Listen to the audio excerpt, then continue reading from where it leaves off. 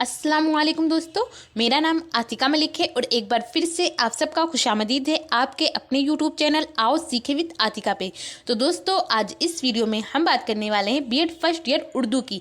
और ये जो उर्दू का पेपर है ये हरियाणा का है। हरियाणा जिसकी यूनिवर्सिटी है MDU यानी महर्षि दयानंद यूनिवर्सिटी, जो रोहतक हरियाणा में है। तो यहाँ उर्दू को कहते हैं पेडागोजी ऑफ उर्दू। तो ये क्वेश्चन पेपर अभी 2023 यानी हाल ही में अभी ये क्वेश्चन हुआ है। तो उसके आंसर यानी उसके जवाब को हम कैसे लिखें, इस वीडियो में हम उसी को डिस्कस करने वाले हैं। अगर आप चैनल पर पहली बार आए हैं तो चैनल को सब्सक्राइब करके बेल आइकन को ज़रूर प्रेस करिए। और जो भी दोस्त आपके बीएड या डीएलएड कर रहे हैं और उन्होंने ऑप्शनल सब्जेक्ट उर्दू लिया हुआ है तो उन तक इसको शेयर भी कीजिए। और आप पिछली वीडियो में देखेंगे जो मैं फ़ॉन्ट का यूज़ करती थी वो बहुत ही ज़्यादा कंप्यूटराइज था, आपको समझने में दिक्कत हो रही थी। लेकिन आप लोग चाहते थे कि मैं उस फ़ॉन्ट को चेंज कर दूं, तो आज इस वीडियो में आपको फ़ॉन्ट भी चेंज मिलेंगे। यानी लिखने का जो स्टाइल है वो बिल्कुल किताब की तरह है, आप किताबों में देखेंगे ऐसा ही लिखा पाएंगे। तो आई होप आपको पसंद भी आए। अगर पसंद आए तो आप इसे लाइक भी करिए। तो चलिए शुरू करते हैं। सबसे पहले आपको यहाँ पर हिदायत दी गई है। हिदायत है कि सभी सवालों के जवाब दीजिए। सवाल नंबर 1 लाजमी है। हर सवाल के नंबर उनके सामने दिए गए हैं।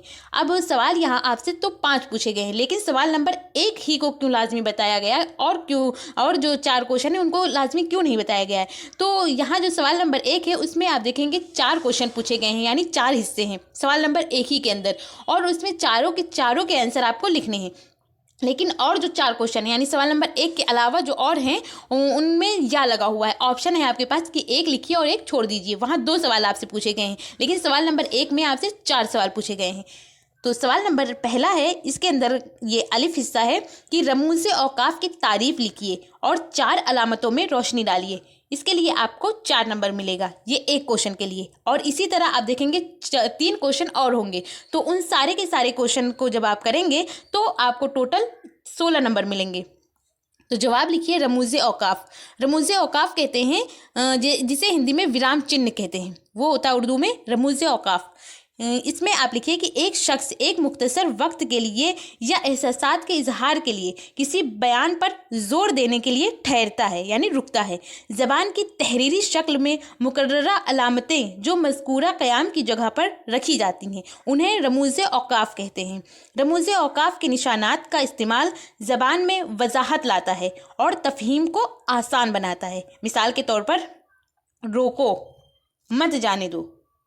यहाँ पर ये सेंटेंस और इसी सेंटेंस को आप देखेंगे फिर लिखा हुआ है, ये दोनों जो सेंटेंस है वो जुमला एक ही है, यानी कि रोको मत जाने दो, फिर लिखा हुआ है रोको मत जाने दो। लेकिन आप यहाँ पर देखेंगे ये जो चिन्ह का इस्तेमाल हुआ है, ये कॉमा जो लगा हुआ है ये रोको पर लगा हुआ है, यानी उसे रोक लो, मत जाने दो।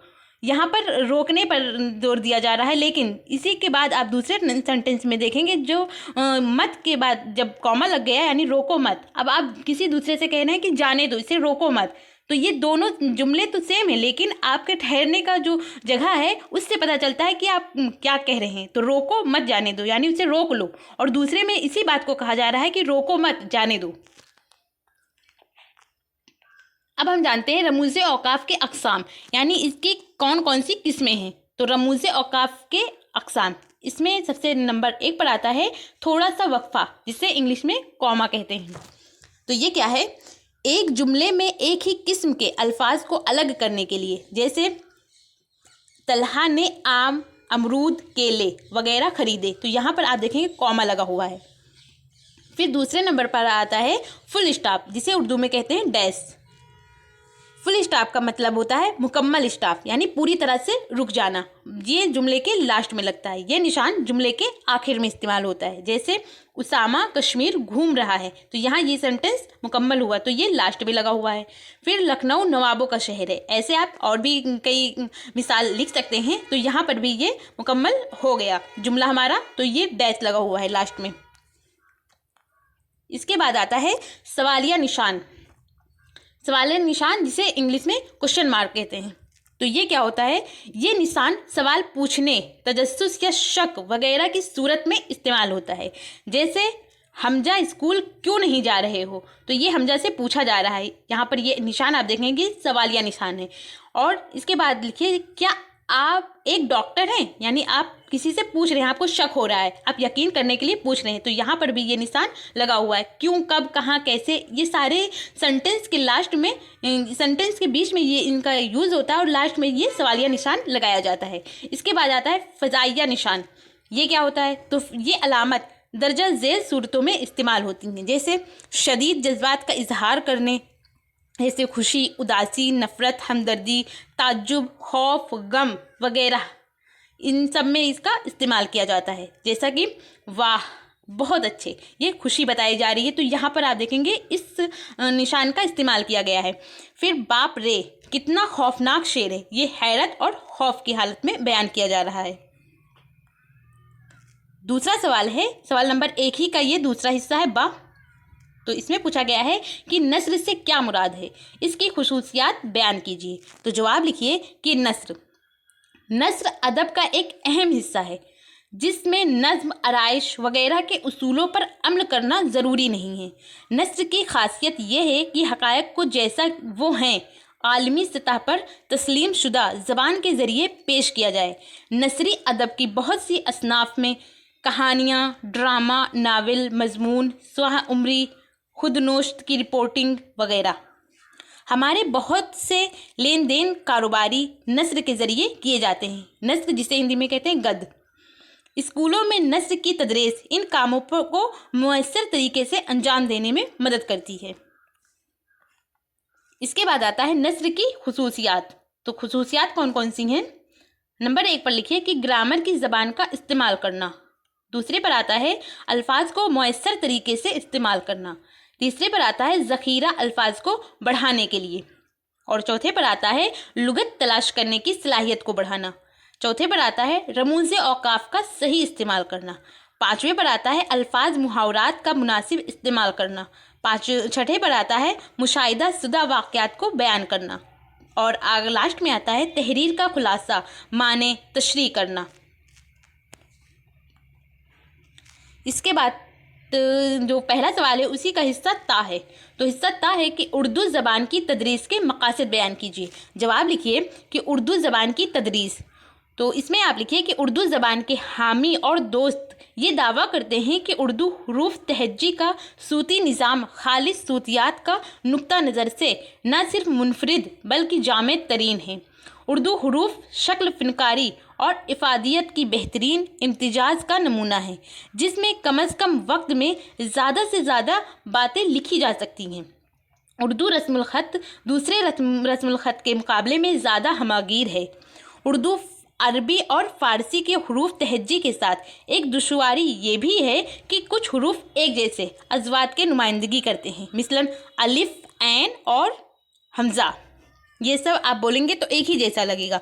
और इसके अलावा ते और तो, सीन, से, बड़ी शीन और स्वाद वगैरह एक ही जैसी आवाज़ की नुमाइंदगी करते हैं।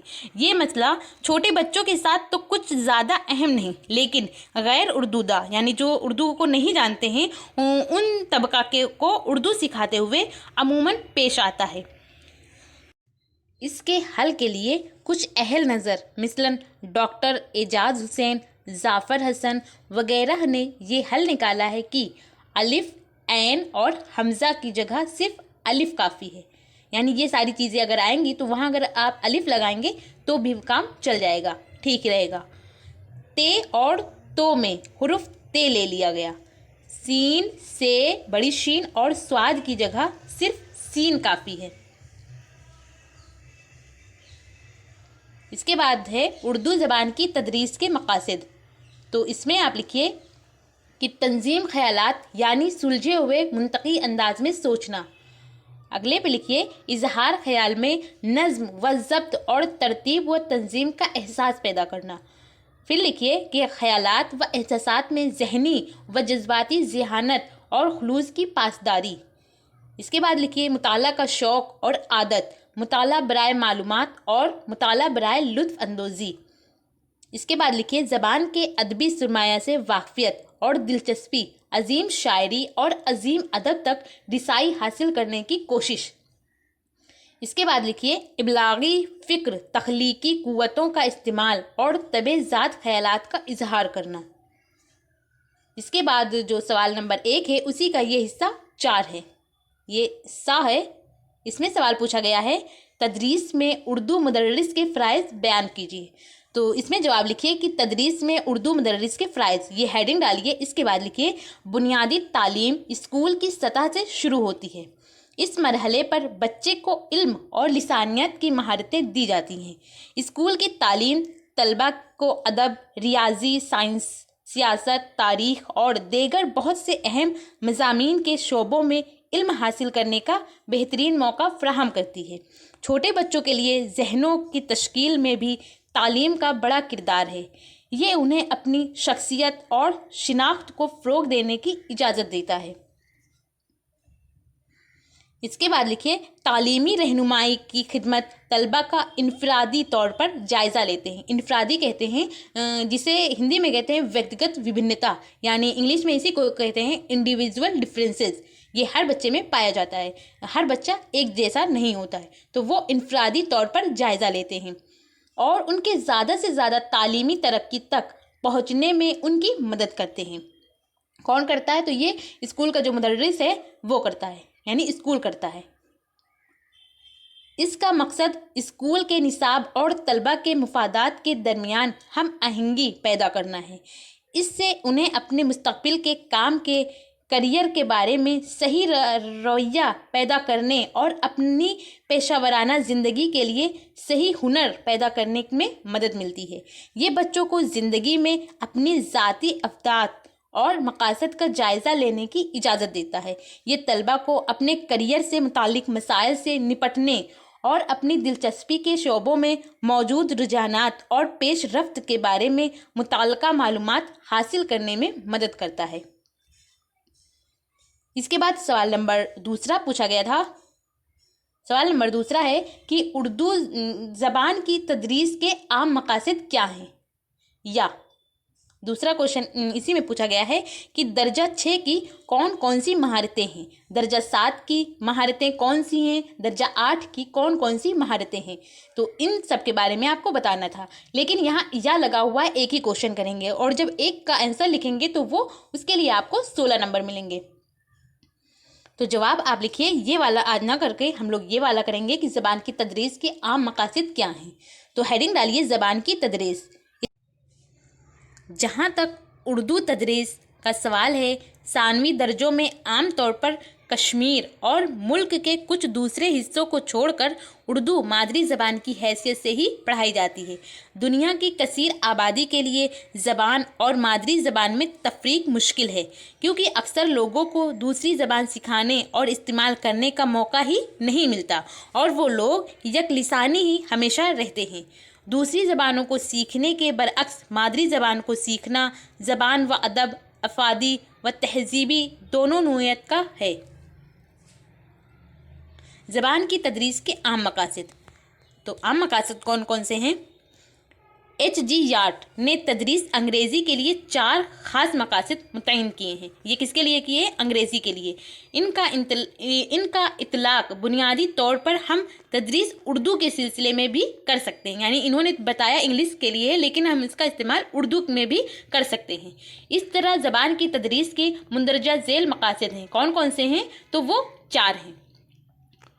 इसे आप इंग्लिश में ऐसे याद करके रखे होंगे, LSRW, ये तरतीब होता है, यानी हिंदी में इसी को कहते हैं सूबो पाली, सूबो पा और ली।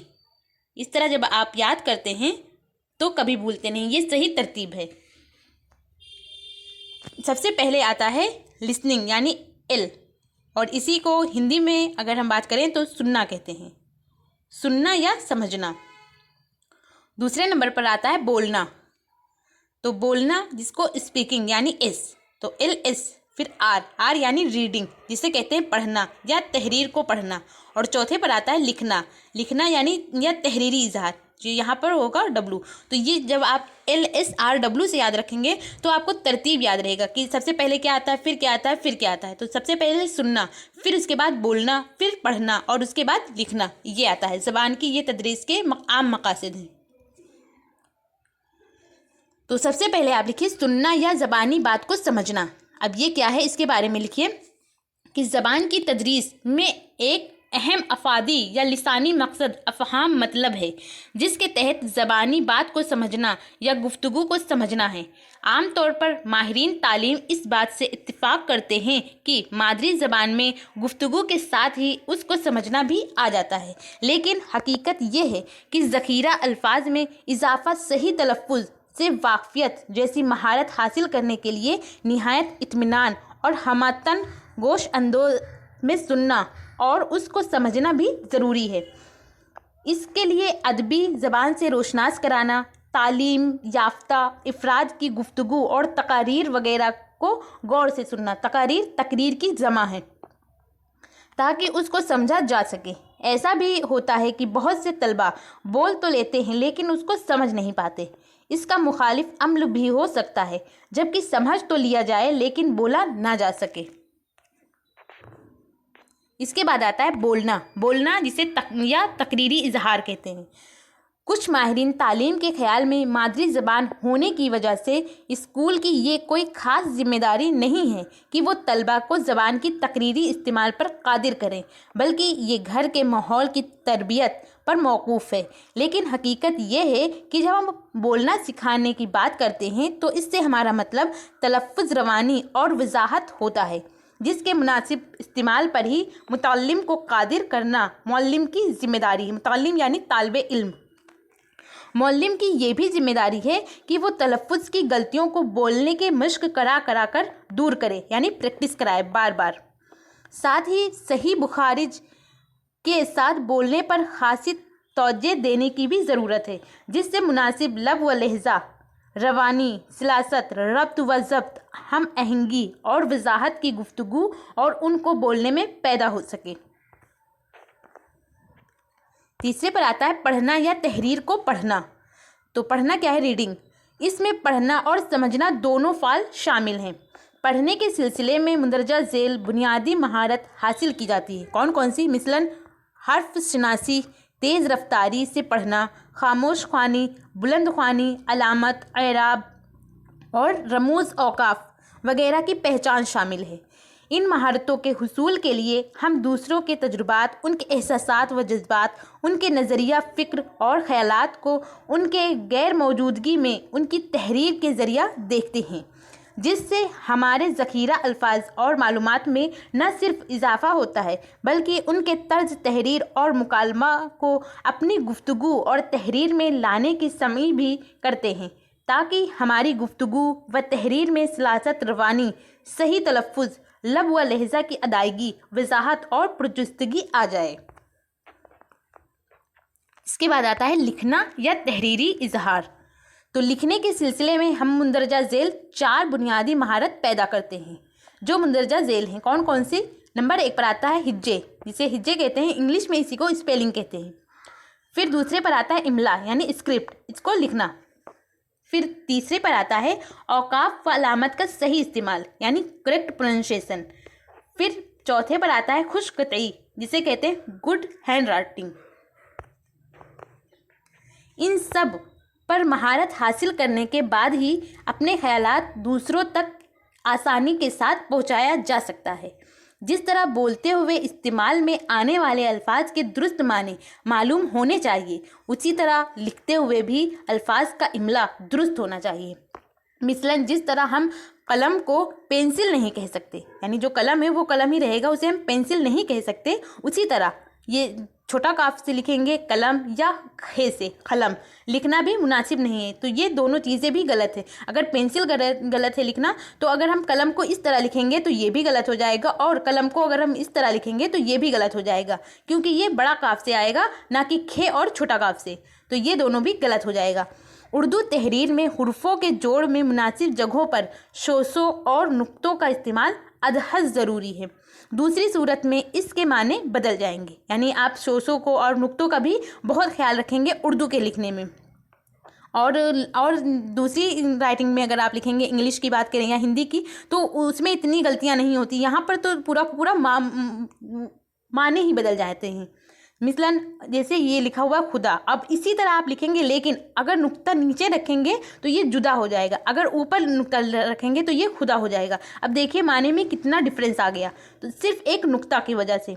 और इसी तरह आप देखेंगे नबी, ये नबी है, लेकिन अगर हम पहले नुक्ता लगा देंगे और बाद में ऊपर लगाएंगे तो ये हो जाएगा बनी। अब ये इनमें भी देखिए कितना ज़्यादा डिफरेंस है, लेकिन सिर्फ नुक्ते का ये नहीं, और सारा का सारा पूरा वैसा ही रहेगा, लेकिन सिर्फ नुक्ता अगर आप इधर से उधर रख देंगे, थोड़ा सा भी बदलाव करेंगे तो माने बदल जाएंगे। ये सिर्फ उर्दू के साथ होता है, किसी दूसरी लैंग्वेज में देखेंगे आप तो इतनी गलतियां नहीं होती हैं वगैरह इस तरह हैं।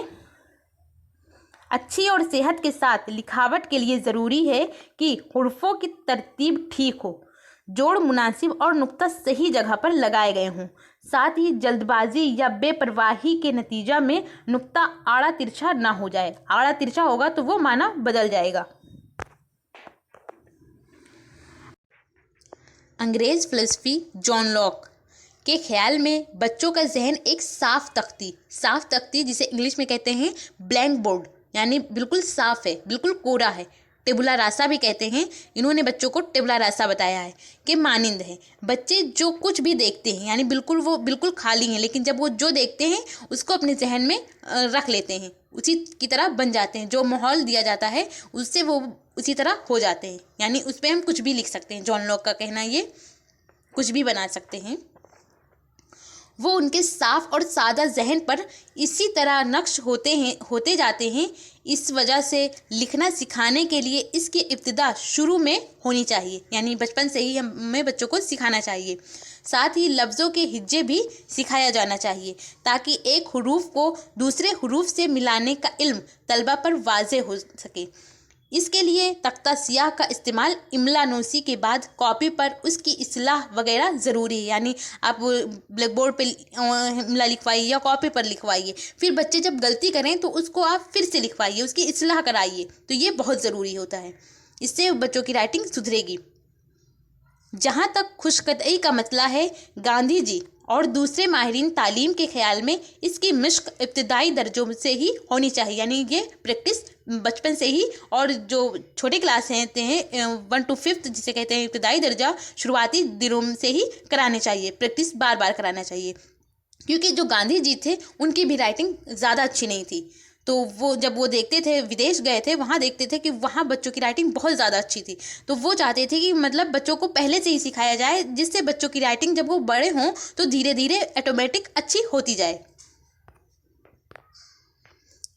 अगला सवाल है, सवाल नंबर 3 आपसे पूछा गया है कि बुलंद ख्वानी के खुसूसियात, बुलंद ख्वानी के फ़ायदे, बुलंद ख्वानी के मकासद व किस्में, नमूने के बुलंद ख्वानी के बारे में बताइए। या दूसरा क्वेश्चन है, ज़बान की तदरीस में सीखने सिखाने के माउन अशिया कौन कौन से हैं, इसको बताना है। तो आज ये वाला ना कर हम लोग ये वाला करेंगे, बुलंद ख्वानी के बारे में जानेंगे, तो इसके लिए भी आपको 16 नंबर मिलेंगे। जवाब लिखिए बुलंद ख्वानी, तो इसमें लिखिए कि इबारत जब बुलंद आवाज़ से पढ़ी जाती है तो उसे हम बुलंद ख्वानी या मुताला बल हिज्र कहते हैं, लेकिन ये उसी वक्त मुफीद या कार आमद हो सकती है जबकि बुलंद ख्वानी के जुमला और औसाफ मौजूद हो। माहिरीन तालीम खुश ख्वानी के लिए मुंदरजा झेल औसाफ ज़रूरी करार देते हैं। कौन कौन से हैं? तो इसमें आता है अदायगी, अल्फाज या इसी को इखराज कहते हैं, फिर आता है एराब, इसके बाद आता है तफसील, तगीर लहन, माने आफरीनी, फ़ुकरा बंदी, रवानी या सलासत। तो अब ये हैं क्या, इनके बारे में भी एक एक करके जानते हैं। सबसे पहले हम जानते हैं इखराज के बारे में, जिसे अदायगी अल्फाज भी कहते हैं। तो इसमें आप लिखिए कि अल्फाज का सही तलफ़ुज़ उसी वक्त अदा किया जा सकता है जबकि मुदर्रिस को हुरूफ के मुखारिज का सही इल्म हो। अगर मुअल्लिम खुद ही हुरूफ के सही इखराज से वाकिफ़ नहीं तो तलबा का सही तलफ़ुज़ मुश्किल है। नमूना की इबारत ख्वानी के वक्त इस बात का ख़ास तौर पर ख्याल रखा जाना चाहिए कि हुरूफ की आवाज़ उनके सही मुखारिज से अदा की जाए। इसके बाद आता है एराब। एराब क्या है? एराब कहते हैं ज़ेर, ज़बर, पेश, सुकुन और तशदीक। यानी ज़ेर होता है, आप देखेंगे किसी वर्ड के नीचे जो लगाया जाता है, जैसे ये हुआ इस, अब भी ये इस है, लेकिन ये कहलाएगा ज़ेर, ये नीचे लिखा हुआ है। फिर आता है अस, ये ज़बर हुआ, اور اسی طرح سکن کہتے ہیں، یہ دیکھیے سین کے بعد یہ ایسے لگایا جاتا ہے جو وہ سکن ہوتا ہے. پھر اس کے بعد آتا ہے تصدیق، تو تصدیق ایسے لگایا جاتا ہے، جیسے اللہ لکھا جاتا ہے تو اس کے اوپر تصدیق لگائی جاتی ہے. یہ اس کو تصدیق کہتے ہیں. چونکہ اردو کی تحریر میں اعراب کا استعمال نہیں ہوتا، اس وجہ سے اس کی بلند خوانی میں عام طور پر غلطی کا احتمال رہتا ہے. اردو میں آپ دیکھیں گے کہیں کچھ بھی نہیں لگا ہوتا ہے، نہ زیر زبر پیش سکن تصدیق کچھ بھی نہیں لگا ہوتا ہے. عربی میں لگا ہوتا ہے تو اس میں بھی غلطی ہونے کے زیادہ چانس رہتے ہیں. مثلاً صحیح تلفظ کے ساتھ عبارت خوانی کو درست کرا دینا بہتر ہے. اس کے بعد آتا ہے تفصیل. تفصیل کیا ہے؟ تفصیل کا مطلب ہے ہر لفظ کے ارکان کو واضح طور پر ادا کرنا، جس سے پڑھنے کی رفتار اعتدال پر ہو. بلند خوانی کے دوران یہ اکثر ہوتا ہے کہ طلبہ یا تو نہایت آہستہ سے ہقلاتے ہوئے، یہ اخلاتے نہیں بلکہ یہ ہقلاتے ہوئے رک کر پڑھتے ہیں، یا ایک ہی 2 سانس میں جلد از جلد پورا سبق ختم کر ڈالتے ہیں. اس کے بعد آتا ہے تغیر لحن. تغیر لحن کیا ہوتا ہے؟ تو آواز کے اتار چڑھاؤ کو تغیر لحن کہتے ہیں.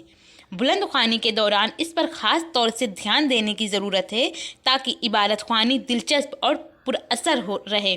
ادبی زبان میں آواز کے چڑھاؤ کو تاکید اور اتار کو تخفیف بھی کہتے ہیں. یہ دونوں چیزوں کو تغیر لحن کہتے ہیں، اتار چڑھاؤ کو. لیکن اگر صرف بات کریں چڑھاؤ کو تو چڑھاؤ کو تاکید کہتے ہیں، اور اتار جب ہوتا ہے تو اس کو تخفیف کہتے ہیں. اس کے بعد آتا ہے معنی آفرینی. معنی آفرینی کیا ہوتا ہے؟ عبارت خوانی اس حد تک مؤثر ہونی چاہیے کہ عبارت خوانی کے ساتھ ہی بڑی حد تک عبارت کا مفہوم سننے والوں کے ذہن نشین بھی ہوتا جائے.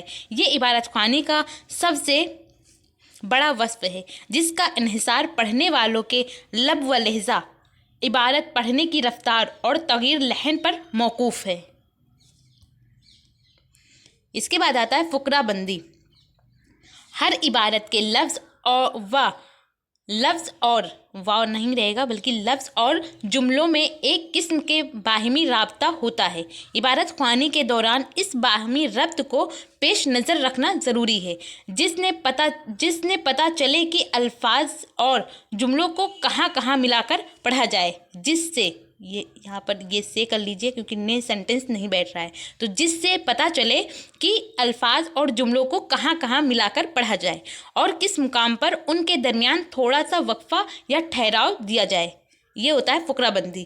پھر آتا ہے روانی یا سلاست.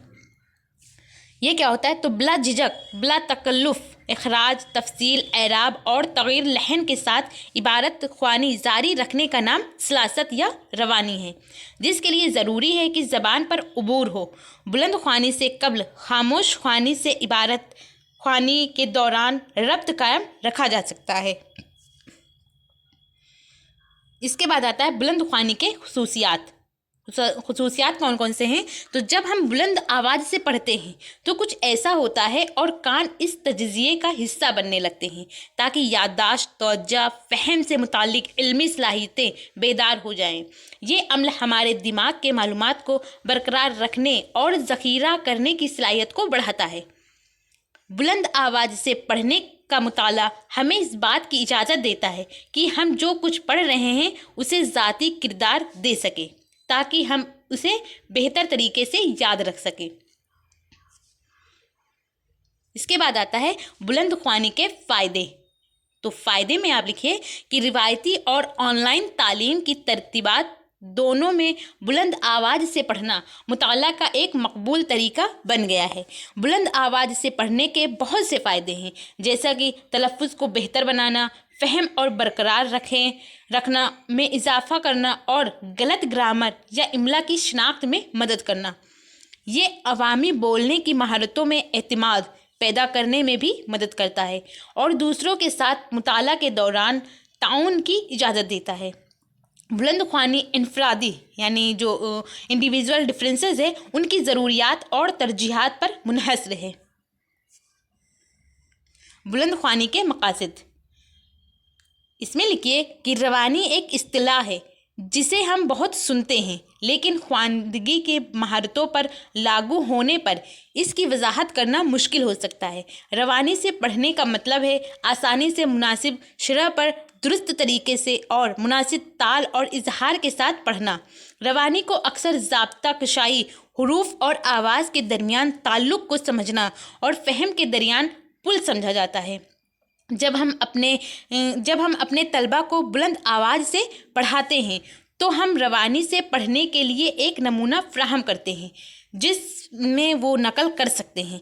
वो एक दूसरे को पढ़कर सुन भी सकेंगे। माहिर नफ्सियात यानी जो मनोवैज्ञानिक हैं, साइकोलॉजिस्ट जिसे कहते हैं, एल्बर्ट बंडूरा के तैयार किरदा समाजी सीखने के नज़रिया के मुताबिक दूसरों का मुशाहिदा उसमें कलीदी किरदार अदा करता है ताकि हम नए इल्म और महारत कैसे हासिल करते हैं इसके बारे में हमें पता चलता है।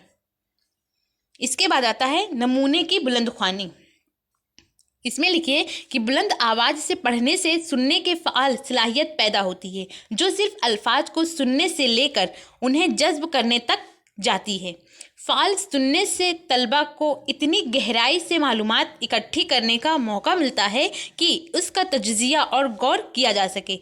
बोनस के तौर पर नई तहकीक से पता चलता है कि सुनना सीखना और अच्छी तरह से पढ़ना सीखने का एक अहम अंसर है।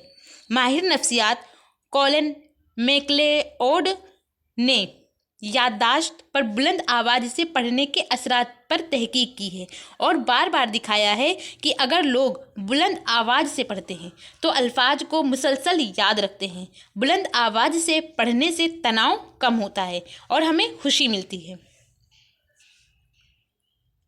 इसके बाद सवाल नंबर 4 है कि इस्म और सिफत की कौन कौन सी किस्में हैं, इसको बताना है। या फ़ेल किसे कहते हैं, फ़ेल के कितने किस्में होती हैं, तो इसके बारे में बताना है, जिसके लिए आपको 16 नंबर मिलेंगे। इन दोनों में से एक का जब आप आंसर लिखेंगे तो आपको 16 नंबर मिलेंगे। तो आज हम लोग फ़ेल के बारे में जानेंगे। ये जो इस्म है वो किसी और दिन जान लेंगे। तो फ़ेल क्या होता है, और इसके अलावा ये भी क्वेश्चन है कि फ़ेल लाजिम, फ़ेल मुतादी, फ़ेल माजी बयान कीजिए। तो हम सबसे पहले जानते हैं फ़ेल किसे कहते हैं। फ़ेल जिसे इंग्लिश में कहते हैं वर्ब और हिंदी में इसी को क्रिया कहते हैं। तो जवाब लिखिए फ़ेल। आगे लिखिए कि फ़ेल वो कलमा है जिससे किसी काम का करना या होना जाहिर हो, जैसे तालिबे इल्म किताब पढ़ रहा है, बच्चे खेलेंगे, शकीला यहाँ आई। इन जुमलों में पढ़ यानी कि पढ़ना, खेले यानी खेलना, आई यानी कि आना, ये क्या है, ये फ़ेल है।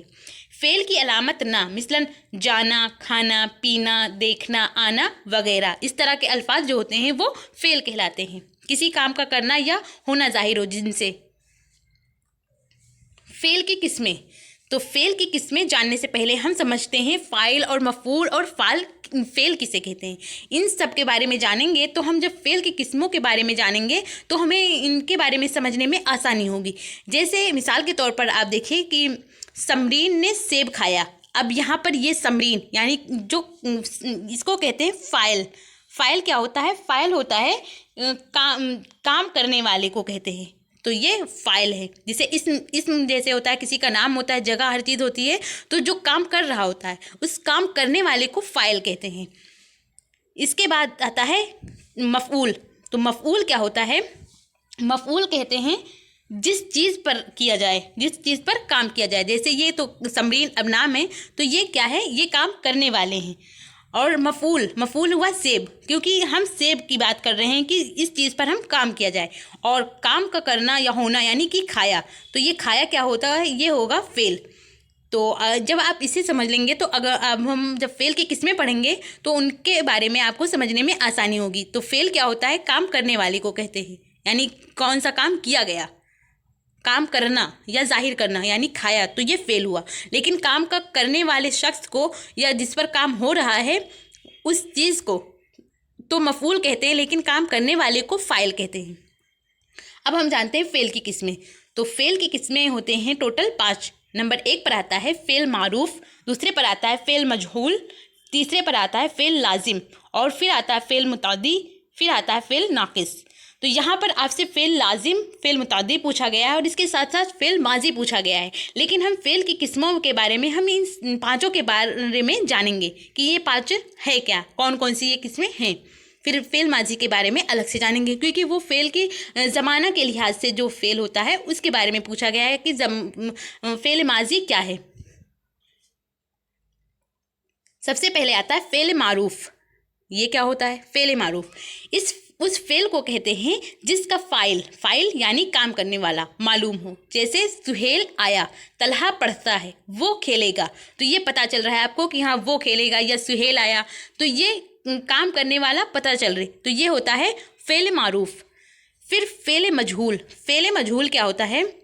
फ़ेल मजहूल उस फ़ेल को कहते हैं जिसका फ़ाइल या काम करने वाला ना हो।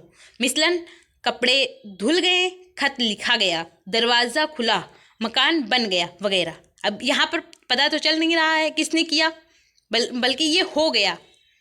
कपड़े का धुलना, खत का लिखना, दरवाजे का खुलना या मकान का बन जाना खुद ब खुद नहीं हुआ है, क्योंकि ये सारी चीज़ें आप देखेंगे कहीं ना कहीं से तो ज़रूर हुआ होगा, लेकिन वो पता नहीं चल रहा है। यही होता है फ़ेल मजहूल, बल्कि ये काम किसी के ज़रिए किया गया है। इसको इस तरह कह सकते हैं कि मोमिन के ज़रिए दरवाज़ा खुला। इस तरह के फ़ेल को फ़ेल मजहूल कहते हैं, जिसके बारे में, काम करने वाले के बारे में ना पता चले कि काम करने वाला आखिर है कौन। फिर आता है फ़ेल लाजिम। वो फ़ेल जिसका असर सिर्फ फ़ाइल तक महदूद रहे, यानी काम करने वाले तक ही महदूद रहे, यानी वो सिर्फ अपने फ़ाइल के साथ मिलकर पूरा हो जाता है। जैसे वो आया, बच्ची रोती है, नजमा हंसेगी। तो इसमें आपको पता नहीं चल रहा है कि किसने किया, बस हो गया ये पता चल रहा है। इसके बाद आता है फ़ेल मुतादी। फ़ेल मुतादी वो फ़ेल है जिसका असर फ़ाइल के अलावा किसी और मफ़ऊल, शख्स या चीज़ पर पड़े। जिस जुमले में ये फ़ेल होता है वो सिर्फ फ़ाइल से पूरा नहीं होता, बल्कि मफ़ऊल का भी मोहताज होता है। मिसलन उसने खाया, फरमान अखबार पढ़ता है, अहमद ख़त लिखता है। तो फ़ेल मुतादी में फ़ाइल के साथ मफ़ऊल का होना ज़रूरी है, मगर ये ज़रूरी नहीं है कि वो ज़ाहिर भी हो।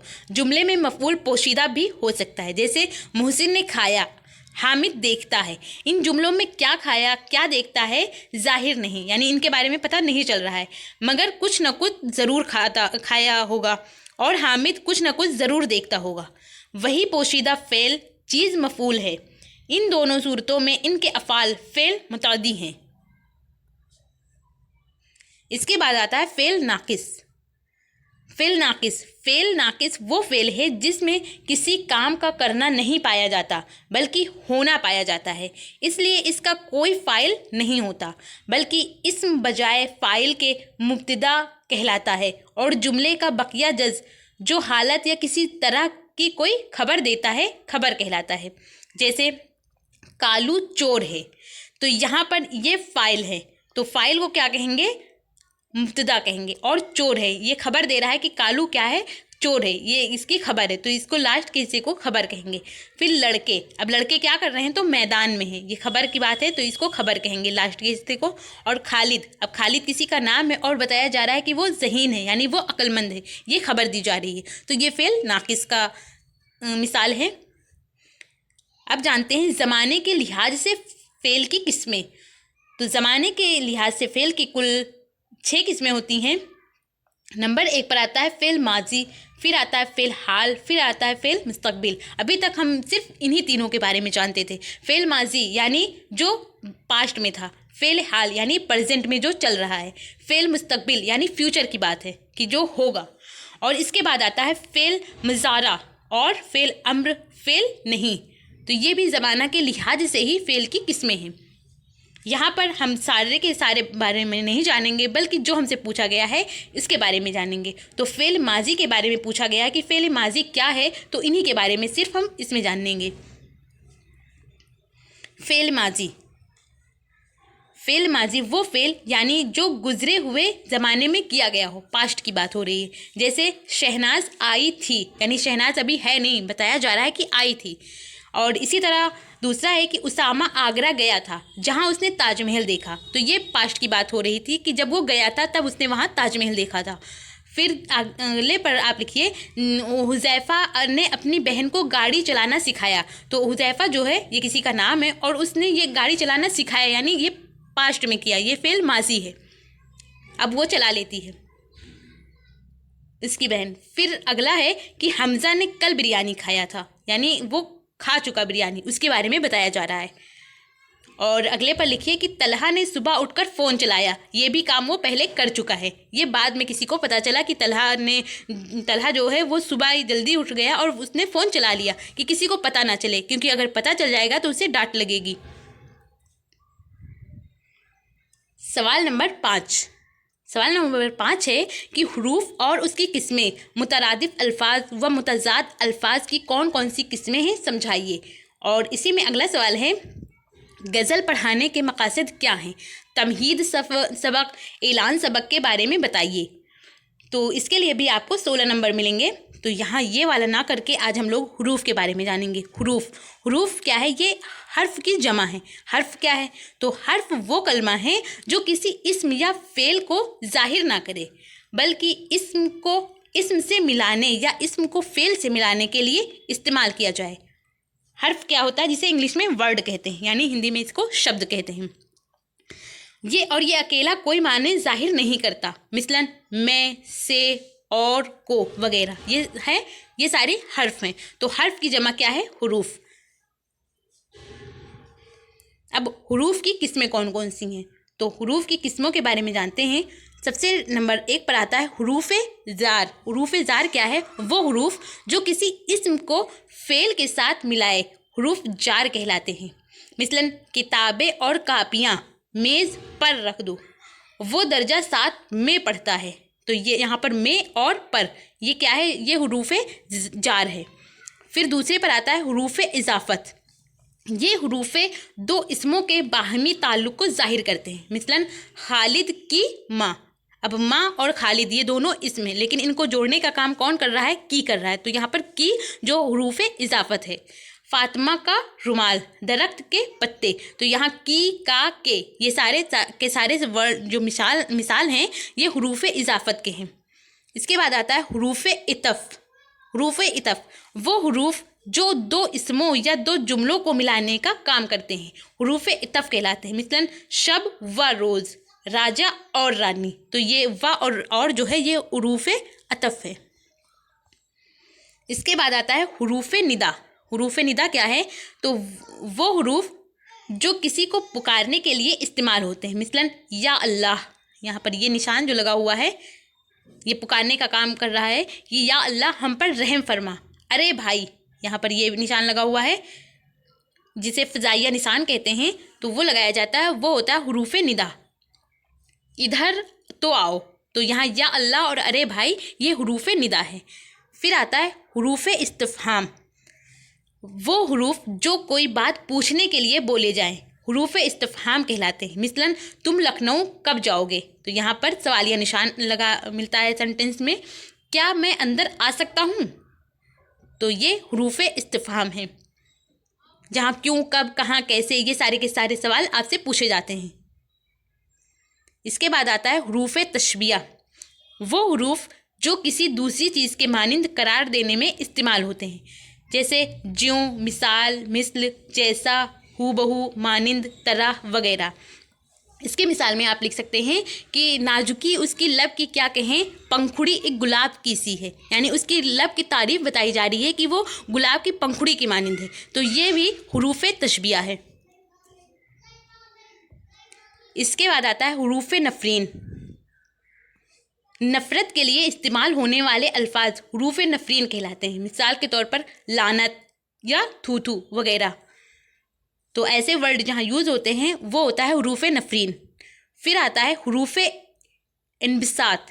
तो हुरूफ इनबिसात क्या होता है? ये अल्फाज खुशी और मसरत के मौके पर बोले जाते हैं, जैसे सुबहानल्लाह, अल्हम्दुलिल्लाह, माशाअल्लाह। ये सारे के सारे वर्ड जो होते हैं ये हुरूफ इनबिसात होते हैं। इसके बाद आता है हुरूफ तहसीन। ये हुरूफ जो किसी काम की अच्छाई पर खराज तहसीन अदा करने के लिए इस्तेमाल किए जाते हैं, जैसे वाह वाह, शाबाश, जज़ाकल्लाह, सुबहानल्लाह। खूब, आफरीन वगैरह ऐसे वर्ड जहाँ यूज़ होते हैं तो वो हुरूफ तहसीन कहलाते हैं। फिर आता है हुरूफ ताकीद, वो हुरूफ जो ताकीद या कलाम में ज़ोर पैदा करने के लिए इस्तेमाल हों, जैसे ज़रूर, सरासर, सभी, हरगिज़, बिल्कुल वगैरह। तो ऐसे वर्ड जहाँ यूज़ होते हैं वो हुरूफ ताकीद कहलाते हैं। इसके बाद आता है हुरूफ तासिफ। हुरूफ तासिफ होता है ये हुरूफ तासिफ गम और अफसोस के मौके पर इस्तेमाल किए जाते हैं, मिसलन अफसोस, आय हाय, आह, हसरत वगैरह। तो ऐसे वर्ड हुरूफ तासिफ में यूज़ होते हैं। फिर आता है हुरूफ इस्तदराक, किसी शोबा को दूर करने और कलाम में फ़हम व इदराक पैदा करने के लिए जो हुरूफ इस्तेमाल किए जाते हैं उन्हें हुरूफ इस्तदराक कहते हैं, जैसे लेकिन, मगर, वो, हाँ, अलबत्ता वगैरह। ये सारे वर्ड हुरूफ इस्तदराक कहलाते हैं। फिर आता है हुरूफ एजाब, वो हुरूफ जो किसी बात के इकरार या कबूल करने के लिए इस्तेमाल हो, मिसलन जी जी, हाँ, बेशक, वाकई, अच्छा, बेहतर, दुरुस्त वगैरह। ऐसे वर्ड जहाँ यूज़ होते हैं वो कहलाते हैं हुरूफ एजाब। इसके बाद आता है हुरूफ इस्तिस्ना, वो अल्फाज जो एक चीज़ को दूसरी चीज़ से अलग करे, हुरूफ इस्तिस्ना कहलाते हैं, जैसे सिवा, लेकिन, ताकि, इसलिए कि, लिहाजा वगैरह। ये सारे वर्ड हुरूफ इस्तिस्ना कहलाते हैं। फिर आता है हुरूफ इल्लत, हुरूफ इल्लत वो अल्फाज जो किसी अम्र का इजहार के लिए इस्तेमाल हो, हुरूफ इल्लत कहलाते हैं, जैसे ताकि, इसलिए कि, क्योंकि वगैरह। ऐसे वर्ड यहाँ यूज़ होते हैं उसे हुरूफ इल्लत कहते हैं। फिर आता है हुरूफ तजही, इसका लफ्ज़ी मतलब हिज्जे करना, यानी मुफरद हुरूफ का पढ़ना। इजहार मकसद के लिए ज़बान जो अल्फाज अदा करती है वो हुरूफ का मजमुआ होती है। इसके बाद आता है मुतज़ाद अल्फाज। तो मुतज़ाद अल्फाज, यहाँ पर मुतज़ाद अल्फाज क्या होता है? मुतज़ाद अल्फाज कहते हैं, इंग्लिश में इसी को कहते हैं एंटोनिम, यानी हिंदी में विलोम शब्द जिसे कहते हैं। तो जो अल्फाज मानों के लिहाज से एक दूसरे के उलट होते हैं उन्हें मुतज़ाद कहते हैं। मिसाल के तौर पर जैसे अल्फाज आज़ाद, अब इसका मुतज़ाद क्या होगा? गुलाम। और अल्फाज आसान, तो इसका होगा मुश्किल। फिर होता है आगाज़, तो आगाज़ कहते हैं शुरुआत को, इसका होगा अंजाम, यानी इसका खात्मा क्या हुआ। फिर आता है आग, आग का जो मुतज़ाद है वो पानी होता है। फिर होता है आया मेहमान, तो मेहमान यानी जो मेहमान होता है वो। और फिर मेज़बान, जो मेहमान की खिदमत करता है उसको मेज़बान, मेहमान जहाँ जाते हैं या मेहमान की खिदमत करने वाले को मेज़बान कहते हैं। इसके बाद हलाल, हलाल जो अल्फाज है इसका मुतज़ाद होता है हराम। इसके बाद आता है मुतरादिफ अल्फाज। मुतरादिफ अल्फाज जिसे इंग्लिश में कहते हैं सिनोनिम, यानी इसी को हिंदी में पर्यायवाची भी कहते हैं। तो दुनिया की दूसरी ज़बानों की तरह उर्दू ज़बान में भी बाज़ अल्फाज ऐसे हैं जो अपने मफ़हूम के लिहाज से एक दूसरे के करीब हैं। ऐसे अल्फाज मुतरादिफ अल्फाज या हम माने अल्फाज कहलाते हैं। जैसे मर्ज़, अब मर्ज़ के कई सारे माने हैं, जैसे बीमारी, रोग, दुख, ये सारे की सारी चीज़ें मर्ज़ के लिए हम यूज़ कर सकते हैं, इनका ये पर्यायवाची है। इसके बाद आता है आस, तो आस जिसे उम्मीद, आसरा, भरोसा भी कहते हैं। इसके बाद आता है अफसाना, अफसाना कहते हैं किस्सा को, कहानी, दास्तान। इसके बाद तहसीन, तहसीन जिसे कहते हैं आफरीन, तारीफ़, मरहबा। और इसके बाद आता है अकल, अकल कहते हैं समझ या दानिश या दानाई। इसके बाद सवाब, तो सवाब का मतलब हम दूसरा और भी लिख सकते हैं, बदला, जज़ा, इनाम। ये सारे के सारे वर्ड सवाब की जगह पर हम यूज़ कर सकते हैं, तो इसे कहते हैं मुतरादिफ अल्फाज। तो इस तरह आज हम लोगों ने जाना कि MDU का जो पेपर हुआ है 2023 में, उसके आंसर को हम कैसे लिखें। आई होप आपको पसंद आया हो और आपके लिए यूज़फुल हो। अगर पसंद आया हो तो आप इसे लाइक कर दीजिए, और अगर चैनल पर पहली बार आए हैं तो चैनल को सब्सक्राइब करके बेल आइकन को ज़रूर प्रेस करिए। और जो भी दोस्त आपके BEd और DLED कर रहे हैं और उन्होंने ऑप्शनल सब्जेक्ट उर्दू लिया हुआ है तो उन तक इसको शेयर भी कीजिए। और ये जो फाइल है इसकी PDF आपको मिलेगी मेरे टेलीग्राम चैनल पर, जिसका लिंक भी डिस्क्रिप्शन में है, आप वहाँ से ज्वाइन कर सकते हैं और इस फाइल को बिल्कुल फ्री ले सकते हैं। اور آپ کو یہ ویڈیو کیسی لگی اپنا فیڈ بیک ہمیں کمنٹ کے ذریعے ضرور بتائیے۔ اور کسی اور یونیورسٹی سے آپ بی ایڈ کر رہے ہیں یا ڈی ایل ایڈ کر رہے ہیں اور اس کے پریویس ایئر کوشچن آپ کے پاس ہیں اور آپ چاہتے ہیں کہ میں ان کو سالو کراؤں، تو آپ ہمیں ہمارے انسٹاگرام پر ضرور اپنے کوشچن بھیجیے۔ انشاءاللہ میں کوشش کروں گی کہ میں ان کے جو کوشچن آپ بھیجیں تو ان کو میں سالو کراؤں کہ ان کے آنسر کو ہمیں کیسے لکھنا ہے۔ اور یہ ویڈیو کیسی لگی آپ ضرور کمنٹ کر کے بتائیے۔ تھینک یو، ہمیشہ خوش رہیے۔